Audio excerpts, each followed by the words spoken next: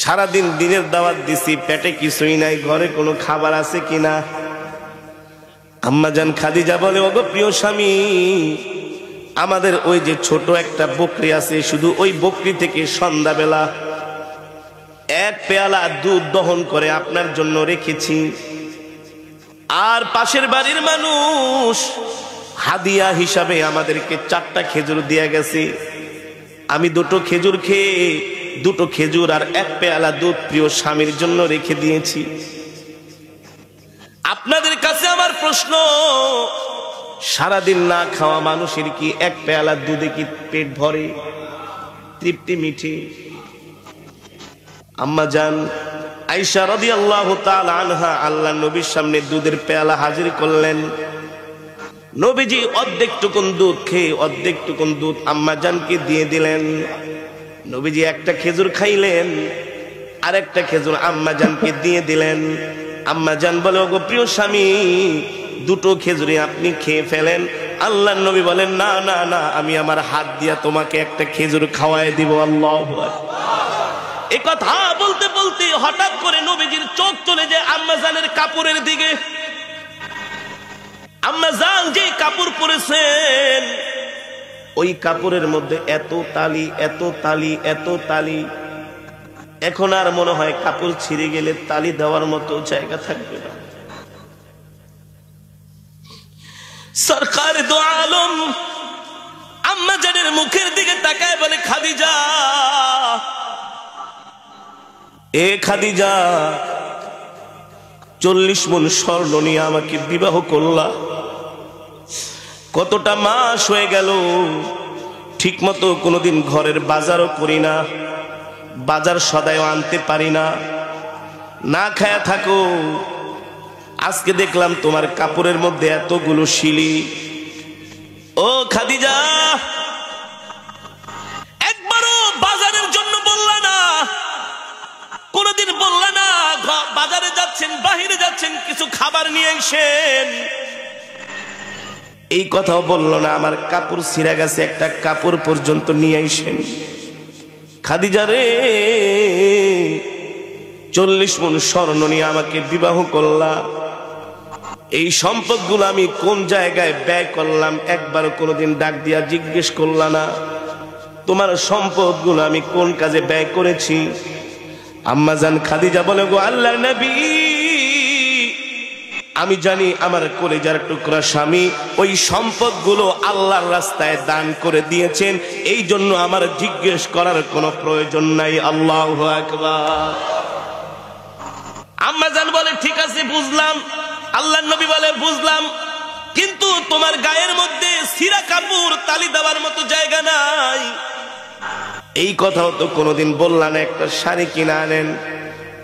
আম্মাজান বলে, আমি জানি আমার প্রাণের স্বামীর পকেটে পয়সা নাই, এই সময় যদি আমি শাড়ি কিনতে বলি আমার স্বামী কষ্ট পাবে, আমি আমার কলিজার টুকরা প্রাণের স্বামীকে কষ্ট দিতে পারবো না। আল্লাহু আকবার। কষ্ট দিতে পারবো না,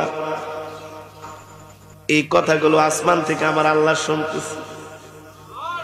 আর জোরে বলেন সুবহানাল্লাহ। কে শুনতেছে? আরশে আজিম থেকে আল্লাহ তাআলা শুনতেছেন হযরতে খাদিজার কথাগুলো। আম্মাজান খাদিজা বলে, গো আল্লাহর নবী, আপনার কাছে আমি 3টা জিনিস চাইবো, আপনি দিবেন কি দিবেন না বলেন। ও খাদিজা, তুমি দ্বীনের জন্য এত কষ্ট করেছো, ইসলামের জন্য তোমার এত ত্যাগ, এত কোরবানি, কি চাইবা তুমি? আমার কাছে কি চাইবা? দুনিয়ার কোনো পার্থিব সম্পদ তো আমি তোমাকে দিতে পারবো না, আমার কাছে তো কিছু নাই। আম্মাজান খাদিজা বলে, আমি দুনিয়ার কোনো সম্পদ চাইবো না, কিন্তু একটা জিনিস আপনার কাছে আমি একটা বিষয়ে আবদার করব, আপনি আমার আবদারগুলো রাখবেন কিনা, আপনি আমার আশাগুলো পূরণ করবেন কিনা। আল্লাহ নবী বললেন, ও খাদিজা, কি আশা করবা? আমার কাছে তুমি কি চাও বলো। আম্মাজান খাদিজা বলে, গো আল্লাহর নবী, আপনার কাছে 1 নম্বরে আমার চাওয়া হলো, আমি যেই দিন ইন্তেকাল করব সেই দিন আপনি আপনার এই গায়ের জুব্বা মোবারকটা দিয়া আমার শরীরের কাফনের কাপড় বানাইবেন। বাজার থেকে কাফনের কাপড় কিনবেন না। আমি চাই আমার কলিজার টুকরা প্রাণের স্বামী যেই জুব্বা মোবারক পরে আছে, এই জুব্বা দিয়া পেঁচায়া আপনি আমাকে দাফন করে দিবেন। আল্লাহু আকবার। 2 নম্বরে কি চাও? 2 নম্বরে চাই আপনি আমার লাশটা ধরে আপনার নিজের হাতে কবরের মধ্যে দাফন করবেন, আর কবরের চতুর্পাশ দিয়ে একটু হাঁটবেন। আল্লাহর নবী বলল, ঠিক আছে। আর কি চাও? আম্মা জান খাদিজা বললেন, আমি চাই আমাকে যখন আপনি দাফন করবেন সাথে সাথে বাড়িতে আসবেন না, একটু সময় কবরের পাশে দাঁড়ায় থাকবেন। আল্লাহু আকবার। সরকার দো আলম বলে, খাদিজা রে খাদিজা, 1 নম্বরে আমার জুব্বা মোবারক দিয়া যদি তোমাকে কাফনের কাপড় বানায়া, ওই জুব্বার কাপড়টা কাফনের কাপড় বানায় আমি যদি তোমাকে দাফন করিয়েতে তোমার কি উপকার হবে, কি ফায়দা? আম্মা জান বলে, জাহান্নামের আগুনের এত বড় সাহস নাই। আল্লাহর নবীর জুব্বা মোবারক আমার গায়ের মধ্যে থাকবে, আর ওই জুব্বা মোবারক পুরে খাদিজার গায়ে জাহান্নামের তাপ লাগবে, এত বড় সাহস জাহান্নামের আগুনের নাই। আল্লাহু আকবার। 2 নম্বরে, খাদিজা তুমি আমাকে কবরের মধ্যে নিজের হাতে রাখতে বললা আর একটু হাঁটতে বললা, কারণ কি? আম্মা জান খাদিজা বলে, গো আল্লাহর নবী, কোন কারণে যদি আমি কবরে ধরা খেয়ে যাই, কবরের মাটির এত বড় সাহস নাই। আল্লাহর নবী যে মাটির চতুর্পাশ দিয়ে হাঁটছে, ওই কবরের মাটি আমাকে ভেদ করে 2-4 দিক থেকে আমাকে কবর চাপা দিবে। যেই জায়গায় আল্লাহর নবীর পা মোবারক পড়েছে, ওই মোবারক পা মোবারকের জায়গা ভেদ করে মাটি এক পাশ থেকে আরেক পাশে যাবে, আরেক পাশ থেকে আরেক পাশে যাবে।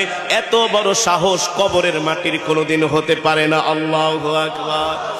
3 নম্বরে, তুমি আমাকে বললা আমি কিছুক্ষণ কবরের পাশে দাঁড়ায় থাকবো। আপনি কিছুক্ষণ কবরের পাশে দাঁড়ায় থাকবেন, এর কারণ হলো মুনকার নাকির ফেরেশতারা যখন সওয়াল করার জন্য আসবে, আপনি আমার সওয়ালের জবাবগুলো দিয়ে দিবেন। আল্লাহু আকবার। যারা বলেন আল্লাহু আকবার। আল্লাহর নবী সরকার দো আলম বলেন, খাদিজা আমি তোমার শর্তগুলো মেনে নিলাম, আমি তোমার শর্তগুলো মেনে নিলাম। আসমান থেকে আল্লাহ জিব্রাইলকে পাঠিয়ে দিয়েছে, জিব্রাইল যাও যাও যাও, আমার বন্ধু শুধু আমার খাদিজার এই শর্তের সাথে আমার বন্ধু একাত্মতা ঘোষণা করে নাই, আমি আল্লাহ আমার বন্ধুর সাথে একাত্মতা ঘোষণা করেছি। আল্লাহু আকবার। কারণ আমার খাদিজা দ্বীনের জন্য, আমার দ্বীনের জন্য এতটা কোরবানি করেছে, স্বয়ং আমি আরশের মালিক খাদিজার উপরে সন্তুষ্ট হয়ে গেছি।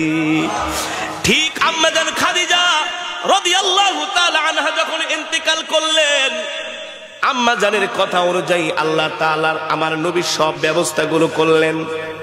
কিন্তু যখন আম্মা জানের লাশটা যখন কবরের মধ্যে শোয়ানো হলো, বারবার নবীজি নিয়ে আসেন এত দেরি বেলা তোলার সাথে আসছে। যেটা বলতেছিলাম, সম্মানিত হাজিরিন, আম্মা জান ইন্তেকালের পরে বারবার সরকার দো আলম ইমামুল আম্বিয়া সাইয়্যিদুল মুরসালিন খাতামুন নবিয়্যিন আল্লাহর নবী বারবার আম্মা জানের মাথা চেহারা মোবারকটা আম্মা জানের বারবার কিবলার দিকে ফিরায় দেয়। অটোমেটিক আম্মা জানের চেহারাটা ঘুরে যায়। নবীজি তার হাত মোবারক দিয়া তার চেহারাটা কিবলার দিকে ঘুরায় দেয়। লাশ যখন দাফন করা হয় তখন সকলের চেহারা কোন দিকে ঘোরানো থাকে? জোরে বলে, কোন দিকে? আল্লাহর পয়গম্বর বারবার আম্মা জানের চেহারাটা কিবলার দিকে ঘুরায় দেয়, কিন্তু বারবার চেহারাটা আসমানের দিকে ফিরে থাকে। আল্লাহু আকবার। 1 বার 2 বার 3 বার হওয়ার পরে আল্লাহ তাআলা জিব্রাইলকে পাঠায় দিছে, ও জিব্রাইল আমার বন্ধুকে যায় বলো আমার খাদিজার চেহারাটা কিবলার দিকে ফিরবে না, আমার খাদিজার চেহারাটা আসমানের দিকে ফিরবে, কারণ স্বয়ং আমি আল্লাহ আরশে আজিম থেকে তাকায়া তাকায়া আমার খাদিজার চেহারাটা দেখব। আর জোরে বলেন সুবহানাল্লাহ।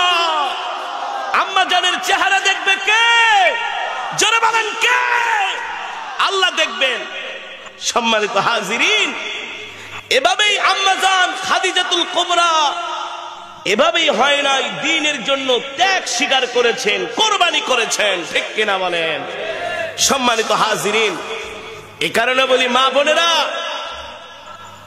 ইসলামের পথে, দ্বীনের পথে যুদ্ধ, জিহাদ, সংগ্রাম, দাওয়াত সব কিছু একাই যে পুরুষরা করবে এমন না, আপনাদেরও সহযোগিতা করতে হবে। আপনাদেরও কি সহযোগিতা করতে হবে?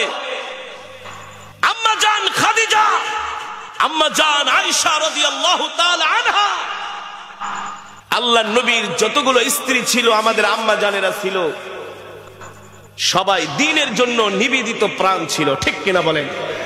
ইসলামের জন্য সর্বপ্রথম মহিলা সাহাবিয়াদের মাঝে যিনি শাহাদাত বরণ করেছিলেন তার নাম হলো হযরতে সুমাইয়া রাদিয়াল্লাহু তাআলা আনহা। দ্বীনের জন্য আবু জেহেল হযরত সুমাইয়া রাদিয়াল্লাহু তাআলা আনহা লজ্জা স্থানে বর্ষা দিয়ে আঘাত করেছে। হযরত সুমাইয়া রাদিয়াল্লাহু তাআলা আনহা দ্বীনের জন্য মহিলাদের মধ্যে সর্বপ্রথম তিনি শাহাদাত বরণ করেছেন, ঠিক কিনা বলেন? সুতরাং এই কারণে বলতে চাই, মুসলমান, আল্লাহর নবী দ্বীনের জন্য জান মাল নিজে রক্ত দিয়েছেন, এমনকি ওহুদের ময়দানে সরকার দু আলম দান দান মোবারক শহীদ করেছেন। করছে কি করছে না? আজকে তো আমরা মুসলমান গরু খাওয়া মুসলমানে পরিণত হয়েছি। লাউ খাওয়া, সুন্নত আদায় করা খুব মজা লাগে। মিষ্টি খাইলে সুন্নত আদায় হয়, মিষ্টি খাইতে খুব মজা লাগে।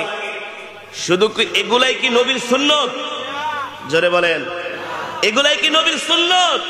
না, আল্লাহর জমিনে আল্লাহর দ্বীনকে প্রতিষ্ঠা করার কথা বলা এটাও রাসূলের সুন্নত, ঠিক কিনা বলেন?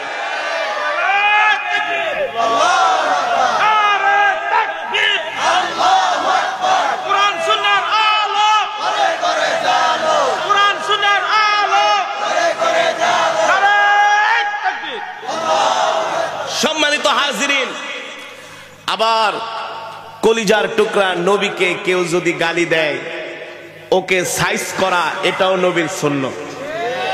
এটাও কি নবীর সুন্নত? সুতরাং মিষ্টি খাওয়া, লাউ খাওয়া যেমন সুন্নত, দুপুরের পরে ভাত খায়া কাইলুল্লাহ করা যেমন সুন্নত, আল্লাহর জমিনে আল্লাহর দ্বীনকে জিন্দা করার জন্য এই কোরআনের আইন, কোরআনের বিধান, কোরআনের শাসন প্রতিষ্ঠা করার জন্য রাজপথে নামাও সুন্নত, ঠিক কিনা বলে? এই সুন্নত এখন আমরা ভুলে গেছি। আমরা শুধু মিষ্টি মিষ্টি সুন্নত খুঁজি। কি খুঁজি? মিষ্টি মিষ্টি সুন্নত খুঁজি। ওয়াজ মাহফিলে গেলেই বলে, হুজুর একটু কবরের ওয়াজ করেন, জাহান্নামের ওয়াজ করেন, হাসরের ওয়াজ করেন, অর্থাৎ মাটির নিচের ওয়াজ করেন। আরে মাটির নিচের ওয়াজ করব ঠিক আছে, কিন্তু তোমার মাটির উপরের জীবনটা যে কোরআন অনুযায়ী চালাইতে হবে, এই ওয়াজ না করলে তো তুমি মাটির নিচে শান্তি। কিন্তু এখন মাটির উপরের ওয়াজ করলে কয় হুজুর তো ভালো না। হুজুর কি? হুজুর চোক্কা চোক্কা কথা বলে, গরম গরম কথা বলে। হুজুর নরম নরম কথা বলে না। ইসলামে যেমন নরম আছে, ইসলামে গরমও আছে। ইসলামে যেমন গরম আছে, ইসলামে নরমও আছে। আছে কি আছে না? আমার নবী 13 বছর পর্যন্ত নরম নরম ওয়াজ করেছেন। কত বছর? কত বছর? 13 বছর মাক্কি জীবনে শুধু নরম নরম ওয়াজ। এই আবু জেহেল, আবু জেহেলকে ভাতিজা, যদি আকাশের চাঁদটাকে ফাটায় দিতে পারো তাইলে আমি কালেমা পড়ে মুসলমান হব। তাহলে বুঝবো তুমি আসলেই নবী। তাহলে কথা বলে আপনাদের কাছে আমার নবীর কাজ হলো কালেমার দাওয়াত দেওয়া, তাওহীদের দাওয়াত দেওয়া, রিসালাতের দায়িত্ব পালন করা। এই কথাগুলো আবু জেহেল শুধু বলতেন নবীজিকে কষ্ট দেওয়ার জন্য, বিপদে ফালানোর জন্য। এই সমাজের মধ্যে এখনো এমন কিছু মুসলমান আছে, দেখবেন কোন আলেমদের সাথে কোনো ঝগড়া লাগলে উদ্ধট একটা প্রশ্ন করে, যে প্রশ্ন কোনো বইয়ে নাই, কোনো কিতাবে নাই, কোনো সায়েন্সে নাই, কোনো আর্টসে নাই, মানে প্রশ্নটাই করে হুজুরকে একটু কি। আবার কোনো কিছু না পাইলে হুজুর আপনি হুজুর মানুষে এমনি কথা কনকে, কিছু না পাইলে আপনি টুপি মাথায় দিয়ে আপনি কথা কনকে, কিছু না পাইলে বলবো আপনার মুখে দাঁড়িয়ে আছে, আপনি এমনি কথা কনকে। এই কথাগুলো শুধু বলে একজন মানুষকে উত্তক্ত করার জন্য, বিরক্ত করার জন্য। ঠিক কিনা বলেন? ঠিক কিনা বলেন? একদিন আমি শাহবাগ থেকে যাত্রাবাড়ি আসতেছি, আরো 10-12 বছর আগে। ওই সময় তো লোকাল গাড়ি ছিল, মানে লোকাল গাড়ি। এখন তো ঢাকা শহর একটু আপডেট হয়েছে, কিছু সিটিং টিটিং ভাড়া বের হয়েছে, এক সিটে একজনই নেয়, দাঁড়ায় দূরায় নেয় না। আগে তো এমন ছিল না ছোটবেলায়। ওই সময় তো কেবল নতুন মাদ্রাসায় পড়ি, এত কোরআন হাদিস পড়িও নাই। ঢাকার শহরে জন্ম তো, ওই ঢাকার পোলাপানের সাথে চলি। তো এক লোক আমারে দিছে ধাক্কা, আমি গেছি পইরা যে আর একজনের উপরে পড়ছি। ওই লোক আমার এমন ধাক্কা দিছে, আমি 5 হাত দূরে পড়ে গেছি। আমার এই মিয়া মাদ্রাসায় পড়ো, মাথায় টুপি, ধাক্কা দিলে কে? আমি ভাই আমাকে তো পিছন থেকে একজন দিছে। এই মিয়া একজন দিছে দেখে তুমি আমার উপরে পড়বা? আমি বলে আমি তো আসলে দাঁড়ায় থাকতে পারি নাই। তো এক কথায় দুই কথায় কয় একেবারে টুপি খোলায় ফেলামু। হুজুর মানুষ, হ্যাঁ আচরণ বুঝো না, একবারে টুপি খুললা মাইর দেমু। কেবল দাড়ি অল্প অল্প উঠছে, এক কথা দুই কথা কয় মুখের ভিতরে দাঁড়িয়ে উঠছে, এমনি কথা কাউকে। আমি বলি ভাই আশেপাশের 10 জন মানুষকে জিজ্ঞেস করেন, আমি তো আপনাকে খারাপ কিছু বলি নাই, লিগেলি তো বলছি, আমি রং কিছু বলি নাই, তারপরও আমার উপরে চড়া। এক পর্যায়ে কয় বেশি কথা করলে একেবারে টুপি খুইলা দাড়িগুলা টান দিয়া ছিঁড়া ফেলামো। এই কথা কওয়ার পর তো মানে আমার আর মাথা মোথা ঠিক নাই। পরে এক বন্ধুরে ফোন দিলাম, দোস্ত কই আছো? যাত্রাবাড়ি। আমি দাঁড়াও একটু গেড়ে, আজকে একটারে সাইজ করতে হইব, বুঝেন নাই? পরে গাড়িটা থামছে, পরে যাত্রাবাড়ি 4-5 জন উঠলো। আমি বলি নামেন, আপনি না দাড়ি ছিনবেন, টুপি খোলায় ফেলাইবেন, সব জায়গায় মাস্তানি দেয় তাহেন না। আমি আপনাকে কি বলেছিলাম আপনি বলেন? আপনি যদি আমাকে জুতা দিয়েও পিটাতেন, গালেও থাপ্পড় দিতেন, আমার মা বাবাকে তুলেও যদি গালি দিতেন, আমি আপনাকে কোনো প্রতিবাদ করতাম না। কিন্তু আমার রসুলের দাড়ি নিয়ে আপনি কথা বলছেন, আমি কি অন্যায়টা করেছি বলেন? দাড়ির কথা কেন বললেন? টুপির কথা কেন বললেন? এটা তো আপনি আমাকে কষ্ট দেন না, আমার নবীকে কষ্ট দিয়েছেন। এখন আশেপাশের মানুষজনের অবস্থা দেখা সে তো বুঝছে যে না, আসলে সে ফাটা বাসের চিপায় পড়ে গেছে গা, ওনার মায়ের খাওয়া ছাড়া কি নাই। সে মনে করছে আরে হুজুর মানুষ কি আর করব। পরে আমি কি, আপনি যদি মাপ না চান এখান থেকে আপনারা যাইতে দেবো না। আপনি মায়ের খাইবেন, কে আছে আপনারা এসে ছাড়াই নিব। আগে বলেন যে আপনি রসুলের সুন্নত নিয়ে কেন গালি দিলেন, দাড়ি ছিঁড়ার কথা কেন বললেন? আর আমাদের ধর্ম কেমন ধর্ম? ইন্না দীনা ইনদাল্লাহিল ইসলাম, আল্লাহর কাছে মনোনীত ধর্ম হলো ইসলাম। পৃথিবীর শ্রেষ্ঠ ধর্ম ইসলাম, মানবতার ধর্ম ইসলাম, মুক্তির ধর্ম ইসলাম, শান্তির ধর্ম ইসলাম। বাঁচতে হলে ইসলামকেই মেনে চলতে হবে, অন্যথায় শান্তি পাওয়া যাবে না। যাবে? এ কারণেই তো আল্লাহ রাব্বুল আলামিন আমার নবীকে কোরআন দিয়া মক্কার জমিনে পাঠালেন আর দ্বীনের দাওয়াত দেওয়ার জন্য বললেন। আল্লাহ তাআলা বলতেছেন, ইয়া আইয়ুহার রাসূল বাল্লিগ মা উনজিলা ইলাইকা মির রাব্বিক ওয়া ইল্লাম তাফআল ফামা বাল্লাগতা রিসালাতাহু ওয়াল্লাহু ইয়াসিমুকা মিনান নাস। আল্লাহ রাব্বুল আলামিন বলে, নবী ও আমার প্রিয় হাবিব, ও আমার প্রিয় দোস্ত, আল্লাহ তাআলা নবীজিকে ডাক দিয়া বলেন, বন্ধু আমার হাবিব, আপনাকে আমি যে কোরআন দিয়া মক্কার জমিনে পাঠিয়েছি, এই কোরআন দিয়ে আপনি মক্কার কাফেরদেরকে দাওয়াত দেন। আল্লাহর নবী যখন মক্কার জমিনে কোরআনের দাওয়াত দিতে শুরু করলেন, নবীজি আমার একা ছিলেন, শুধু তার সাথে আম্মাজান খাদিজা ছিল। কে ছিল? আম্মাজান খাদিজাতুল কুবরা রাদিয়াল্লাহু তাআলা আনহা। আমাদের মঞ্চের পিছনে অনেক মা বোনেরা আছেন। ও মা বোনেরা, আপনারা ভালো করে কথাগুলো শোনেন, মন দিয়া শোনেন। আল্লাহর নবী মক্কার জমিনে কোরআনের দাওয়াত দিয়েছেন। আমাদের আম্মাজান মহিয়সী রমণী হযরত খাদিজার অবদান, হযরত খাদিজার কোরবানি, হযরত খাদিজার ত্যাগ। আম্মাজান হযরত খাদিজার বয়স 40 আর আমার নবীর বয়স মাত্র 25। কত? তাগড়া নওজোয়ান আল্লাহর পয়গম্বর। আর আম্মাজান খাদিজা ছিলেন আরবের মধ্যে সবচেয়ে বড় ধনাঢ্য ব্যবসায়ী। শুধু ভিআইপি না, আম্মাজান খাদিজা ছিলেন সিআইপি, ভিআইপি, ধনাঢ্য ব্যবসায়ী, অনেক বড় বিজনেসম্যান আম্মাজান খাদিজা। আল্লাহর নবীর সাথে ব্যবসায়ী সূত্রে পরিচয় হয়ে গেল। আল্লাহর নবীর আখলাক চরিত্র দেখি, আল্লাহর নবীর আখলাক চরিত্র, নবীজির আমানতদারিতা। এক কথায় আমার নবী হচ্ছেন সমগ্র বিশ্ব জাহানের জন্য রহমত। ঠিক কিনা বলেন? আমার নবী তো দুনিয়ার সাধারণ মানুষ না। আল্লাহু আকবার।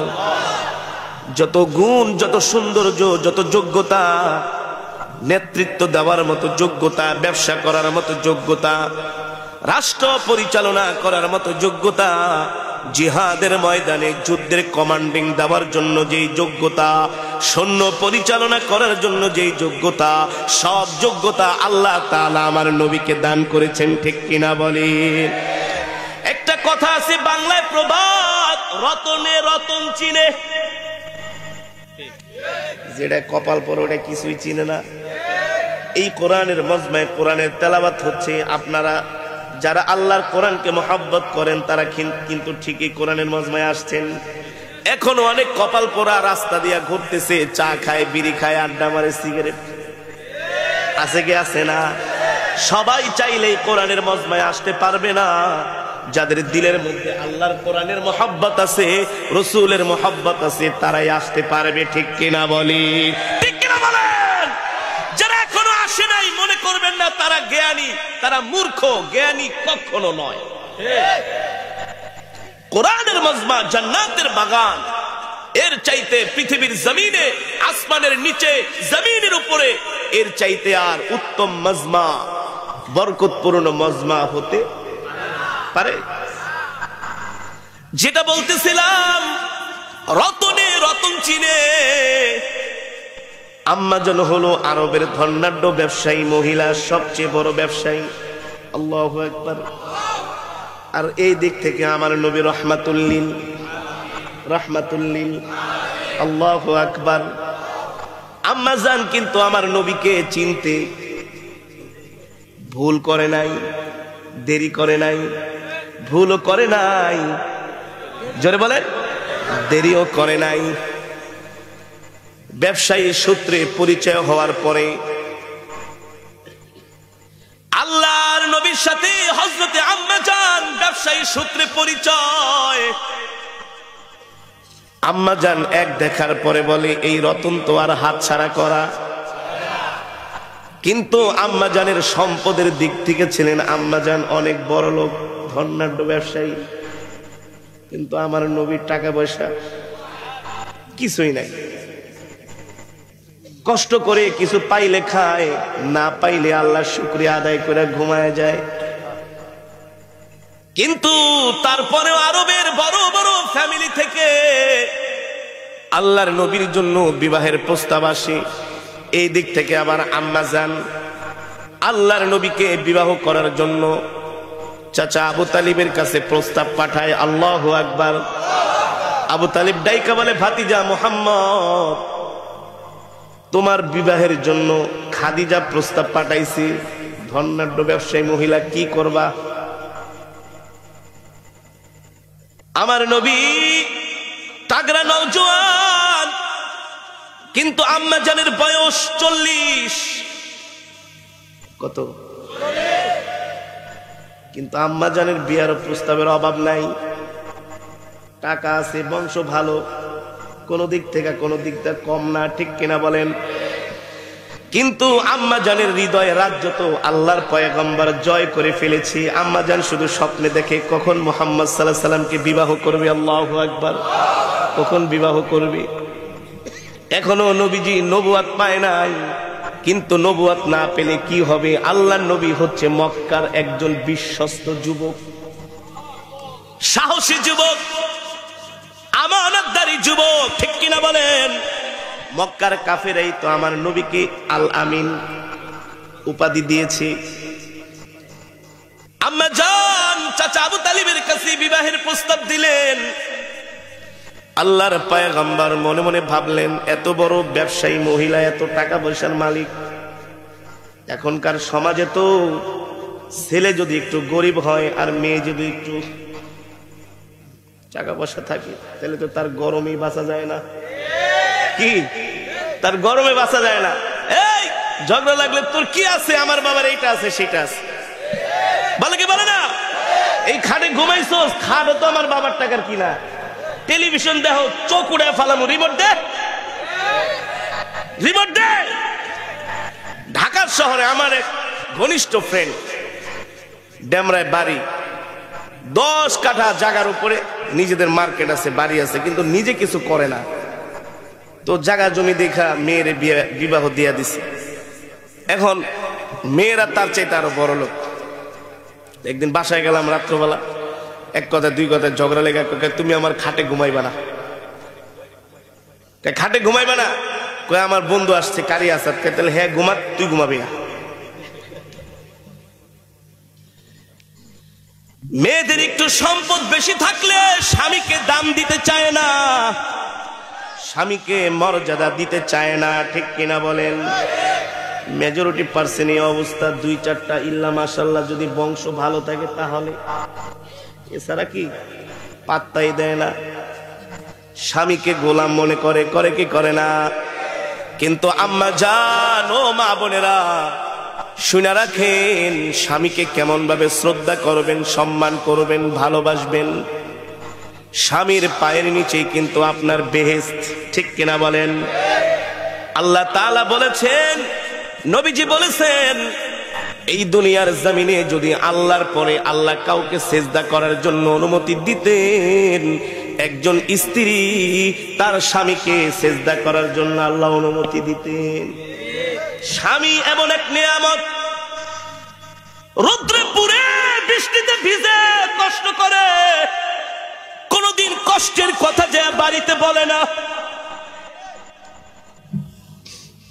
রিক্সা চালায়, রাস্তায় মানুষের থাপ্পড়ও খায়, একা একা বসে বসে কান্না করে, ঘরের স্ত্রীকে বলে না। স্ত্রী শুনলেও কষ্ট পাবে, ঠিক কিনা বলেন? সেই সকাল 8টায় বের হয়, রাত 12টা 1টায় বাসায় যায়, ঠিক মতো দুপুরবেলা খায় না, গোসলটাও করে না, রেস্টও নেয় না। শুধু স্ত্রী, পরিবার, ছেলে সন্তানের জন্য একজন বাবা, একজন স্বামী হাড় ভাঙা পরিশ্রম করে, করে কি করে না?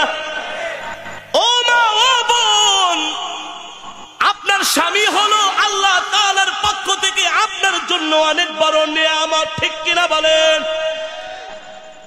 এ কারণে আপনারা যারা স্বামী আছেন তারা আবার গিয়ার বাড়ায় দিয়েন না।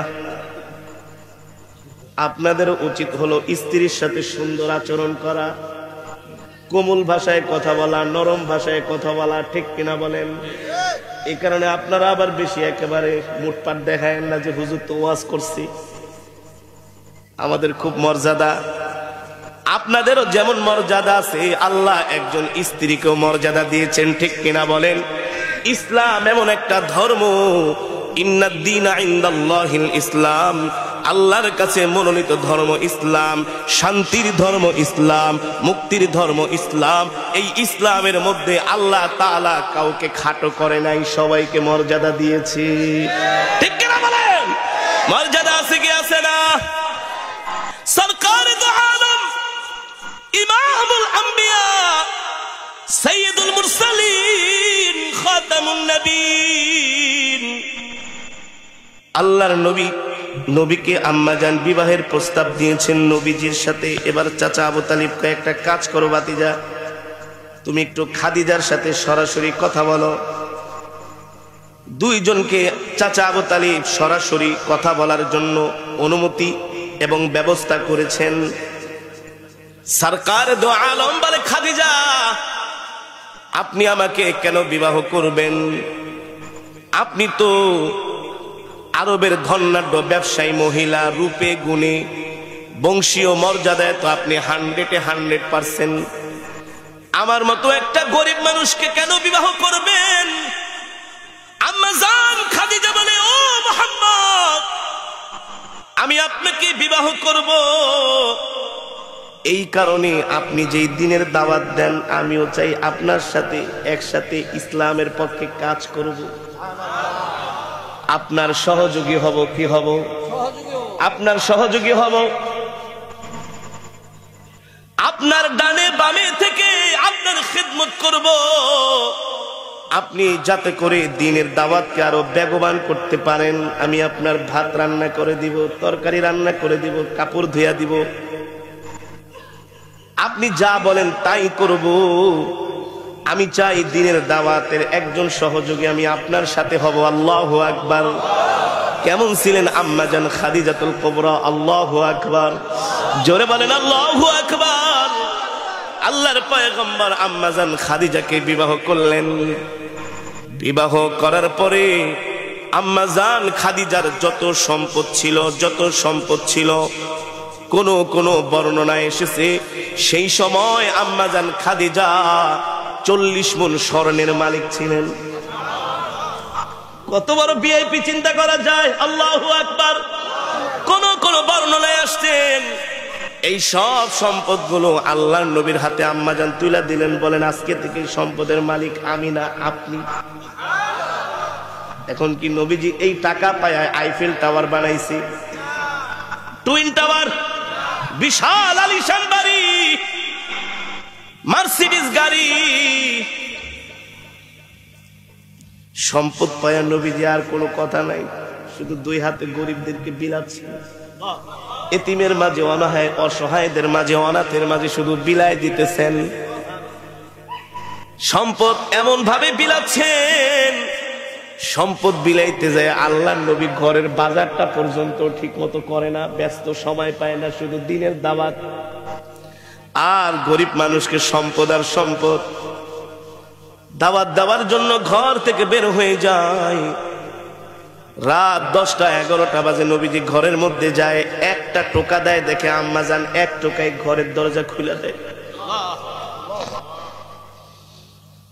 আমাদের আম্মাজান কত ভালো ছিল। আল্লাহু আকবার। নবীজির স্ত্রীরা কিন্তু আমাদের মা, আমাদের কি আম্মাজান। আল্লাহু আকবার। আমাদের মা আম্মাজান আয়েশা সিদ্দিকা কিন্তু আমাদের মা। আল্লাহর পয়গম্বর আমাদের রূহানি পিতা। আল্লাহু আকবার। এক টোকা দেয়, আম্মাজান ঘরের দরজা খুলে দেয়। এমন একদিন, 2 দিন, 3 দিন না, যখন আসে তখনই খুলে দেয়। নবীজি একদিন জিজ্ঞেস করে, খাদিজা রাত গভীরে আসি, ঘরের দরজা একবার নক করি, সাথে সাথে খুলে দাও, তুমি কি রাত্রবেলা ঘুমাও না? আম্মাজান বলে, ওগো প্রিয় স্বামী, আপনি যখন ঘরের বাইরে থাকেন আমি জানি মক্কার কাফেরেরা আপনার বন্ধু না, আপনার শত্রু। কোন সময় কোন কাফের আমার কলিজার টুকরা স্বামীর উপরে না জানি কোন শত্রুতা আমি কইরা আমার স্বামীকে কষ্ট দেয়। এত শত্রুর মাঝে আপনি দিনের দাওয়াত দেন, আপনাকে বাইরে রেখে আমি খাদিজা কিভাবে ঘুমাই?